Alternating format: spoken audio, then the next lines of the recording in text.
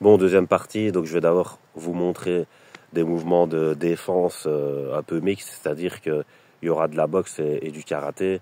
Je vais vous montrer le deuxième kata du karaté.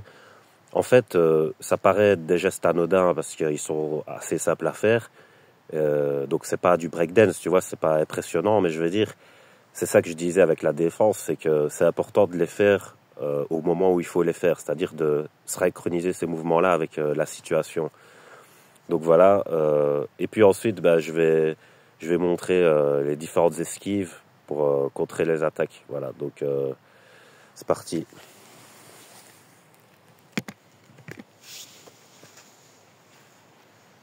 Bon, j'espère qu'on me voit bien là.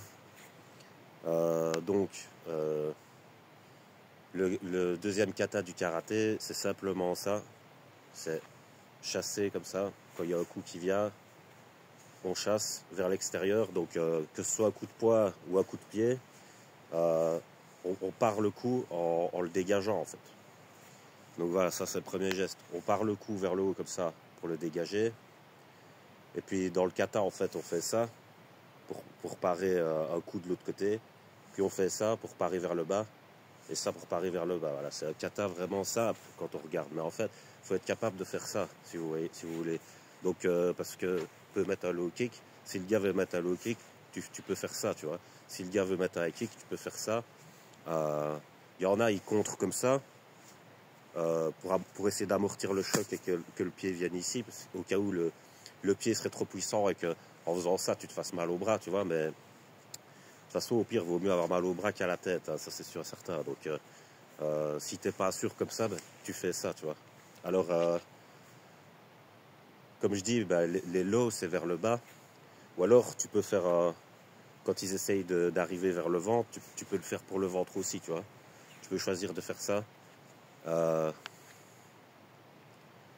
Mais vers le ventre, tu peux faire ça aussi, tu vois. C'est à différentes hauteurs, en fait, tu vois. Et tu peux choisir comment tu utilises tes bras à différentes hauteurs, tu vois. Donc voilà, après, tu as ça. Puis en boxe, par exemple, tu as une technique de défense. C'est de chasser, mais vers l'intérieur, tu vois. Quand il y a un coup de poing, tu chasses vers l'intérieur. Alors, si c'est un coup de pied frontal, tu peux essayer de chasser vers l'intérieur. Par contre, si c'est un coup de pied latéral comme ça, essayer de chasser vers l'intérieur, c'est risqué parce que tu risques de te le prendre en voulant chasser le coup, tu vois. Donc, en fait, là, ce qu'il faut faire, c'est une esquive, tu vois. Faut passer en dessous alors, ou alors reculer, tu vois. Donc aussi niveau défensif, il y a le recul du buste, tu vois. Quand on essaye de t'attaquer, recul du buste. Alors, ce qu'on apprend aussi quand quelqu'un recule son buste, c'est que justement, il expose son corps, donc on fait vers la tête pour frapper vers le bas. Mais alors, tu peux avoir une technique pour contrer ça. Tu recules, tu vois. En même temps que tu recules ton buste, tu fais un pas en arrière. Donc, voilà, ça c'est pour les trucs défensifs. Alors, voilà, la garde classique pour protéger son visage. Donc, il y a la garde devant comme ça. Puis il y a les gardes des côtés pour protéger les côtés, pour les crochets, les kicks. Qu'est-ce que je pourrais dire d'autre aussi Je vais peut-être passer au mouvement en fait. Alors là, je vais vous montrer la spécialité qu'avait Mike Tyson. En fait, Mike Tyson, il entraînait beaucoup ses cuisses. Donc comment on fait pour faire ça? On fait des squats. Tu vois, d'abord, puis tu descends et puis tu remontes sur tes cuisses. Alors, il faut apprendre à changer les temps. Parce que faire des imprévus temporels aussi, ça déstabilise l'adversaire. Parce que si tu vas tout le temps à la même vitesse, il sait cadrer ta vitesse dans sa perception. Alors en fait, tu ne dois pas savoir cadrer ta vitesse. Par exemple, tu peux être comme ça, relâché, tu fais un petit coup comme ça, c'est un coup pourri, alors il se dit que tu es lent, tu vois. Il s'adapte à ta lenteur, il se dit, le gars est lent, tu fais ça, tu vois, tu accélères d'un coup, là il s'y attend pas parce que il y a une trop grosse différence dans la suite logique entre...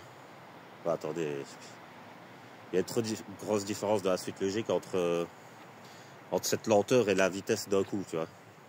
C'est un peu comme l'hypothermie et l'hyperthermie. En fait, tu es dans un environnement, il y a une certaine température, et puis d'un coup, ça change de température, ton corps ne sait pas s'adapter, du coup, il tombe malade. Et ben, c'est le même principe dans la perception de l'adversaire. Donc, comme je dis, en fait, il faut être imprévisible dans la vitesse. Il faut être aussi imprévisible au niveau de la hauteur. Pourquoi? Parce que, en fait, dans la vie, il y a des gens petits, des gens moyens, des gens grands.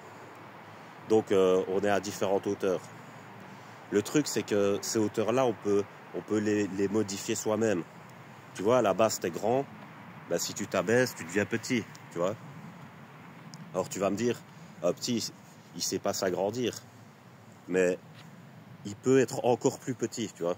Même un petit peut être encore plus petit et moyen, et puis redevenir petit par rapport à son adversaire. Donc en fait, les tailles, c'est quelque chose de relatif. Il faut comprendre ça.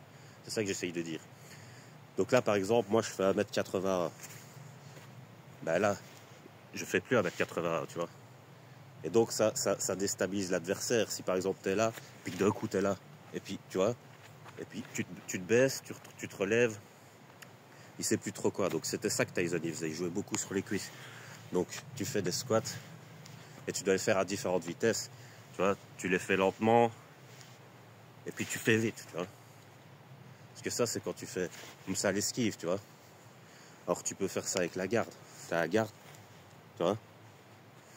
Et puis Mike Tyson, il faisait des trucs comme ça. Il esquive, il descend et il remonte comme ça. Ouais, l'adversaire en face, il est comme ça, tu vois. Et il passe au-dessus. Donc, voilà, t'as ça. Alors, pourquoi on fait de la corde à sauter? Alors, je ne l'ai pas pris exprès aujourd'hui, parce que c'est avec la corde à sauter qu'on fait ça. Mais la corde, elle entraîne de la synchronisation. Tu vois, c'est ça surtout, son but. Mais, le résultat, c'est pas de... Pour la boxe et d'autres arts martiaux, le résultat, c'est pas seulement de savoir sauter à la corde. La corde, c'est un outil. C'est pas une fin en soi. C'est pas comme le loisir de sauter à la corde. Tu vois, par exemple, sur TikTok, je vois des gens, ils s'entraînent tellement à la corde qu'ils te font des figures et tout, ils te font des freestyle cordes, tu vois. Mais ça, c'est un domaine en soi. Tu vois, c'est le domaine freestyle corde. Mais la corde pour la boxe, elle sert à s'entraîner pour l'adversaire. Donc, en fait, ce que tu fais avec la corde, au départ, tu sautes pieds joints. Mais en fait, ça, c'est la position que tu vas garder en combat. Pourquoi? Parce que comme je dis, quand tu es statique, tu es appuyé dans le sol. Donc en fait, pour arrêter d'être statique, tu dois mettre une force pour t'extraire de la gravité. Et ça, c'est trop lent. L'adversaire, il va arriver à te toucher quand même. Alors que quand tu es en perpétuel mouvement, c'est pour ça que les boxeurs sont toujours comme ça. Ben, quand l'autre, il avance, tu recules, tu vois. Ou tu avances, tu recules, tu vois. Et en fait, quand tu sautes à la corde, il faut apprendre à avoir des techniques de jeu de jambes et de les synchroniser avec la corde. Par exemple, tu fais ça.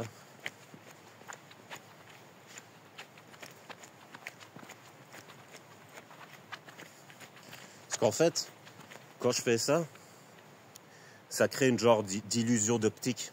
Tu vois, comme dans la danse. Et alors, l'ennemi, il ne sait pas bien mesurer la distance. Tu vois, il ne sait pas bien mesurer à quelle distance tu te situes vraiment. Pourquoi? Parce qu'en fait, on a deux jambes, tu vois. Et les deux jambes deviennent un champ des possibles. Pourquoi? Parce que je peux prendre appui sur cette jambe-là. Je peux prendre appui sur cette jambe-là, tu vois. Je vais vous montrer, par exemple. Je descends en squat. Je peux me relever par là. Je peux me relever par là, tu vois. Ça fait un peu grenouille, là, comme ça, mais bon. Et en fait, l'ennemi, il sait pas. Je peux me baisser. Je fais genre, je vais d'un côté, je pars de l'autre, tu vois. Alors, la technique que je vais vous montrer là, je l'avais vue sur Internet, mais en fait, c'est pas le réel... je sais plus comment ils avaient appelé ça, mais... C'est un coup spécial, en fait, si tu veux. C'est d'avancer, reculer, tu vois. Comme je vous ai montré, comme ça. Tu vois. Et je sais pas, ça a eu un succès fou sur Internet. Mais en fait, c'est pas ce truc-là. Moi, je vais vous dire comment je l'ai appris. Je regardais des vidéos de danse. Et je crois que c'est un gars, il faisait de la tectonique. Et il a fait le pas que je vais vous montrer maintenant. Et en fait, je l'ai repris pour le combat. Pourquoi? Parce que c'est une fête visuelle assez hallucinante. Par exemple, t'es comme ça. Bah, donc, ouais, voilà, t'es comme ça. Tu sautes. Tu vois? En fait, tu peux le faire des deux côtés. Mais comme tu peux le faire de côté, comme ça, tu peux le faire vers l'avant aussi. Parce que nos jambes, elles savent faire ça aussi. Tu vois? Et à l'accord, tu peux t'entraîner à faire comme ça. À faire comme ça aussi. Tu vois, pour ça, tout ça, c'est pour synchroniser. C'est pour que tu sois à l'aise avec tes jambes. Après, tu fasses ce que tu veux. Donc, comme je dis, tu peux le faire vers l'avant. Et donc, l'adversaire, il va pas voir venir. Parce que tu es sur un appui comme ça, assez latéral. Et puis d'un coup, tu arrives sur lui comme ça, tu vois. Donc, tu es comme ça, je refais. Mais ce qu'il y a de fort aussi, c'est que tu peux faire ça et tu le fais vers l'arrière. Voilà, ça glisse un peu. Donc l'ennemi, il sait pas si tu vas faire... Enfin, là, je l'ai un peu raté. Il sait pas si tu vas faire ça ou si tu vas faire ça. Tu vois? Donc c'est... Comme t'es en rebond, comme sur un trampoline, tu peux changer tes appuis, tu vois. Et la corde, elle sert à apprendre à changer les appuis.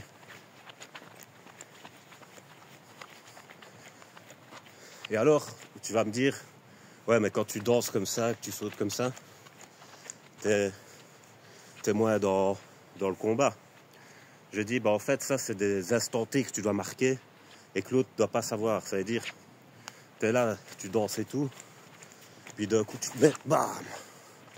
Et là, c'est quand tu appuies et que tu reviens dans la gravité, c'est un peu un coup à la Dragon Ball, quoi. C'est genre, t'arrives d'un coup, quoi. Donc t'es là, t'es mou, tu fais ça, puis d'un coup, tu fais tes mouvements, tu vois. Par exemple, tu sautes, tu fais ça. Tu vois. Donc voilà, ça c'est l'entraînement que je fais pour le moment. Donc voilà. Après, un truc un petit peu plus MMA, peut-être, c'est le classique. T'as un genou comme ça, tu changes, tu vois. Parce que les appuis au sol, ça permet de faire des feintes aussi. Tu vois, par exemple, pour descendre, puis tu remontes comme ça. Tu peux faire plein de feintes, tu vois. Après, il faut essayer de combiner tout ça, tu vois. Une fois que tu as entraîné chaque truc spécifique, tu peux essayer de les combiner parce que là, ça fait des doubles feintes, des triples feintes. Et là, l'autre, il va être comme ça, tu vois. Donc voilà, je pense que... Je vais montrer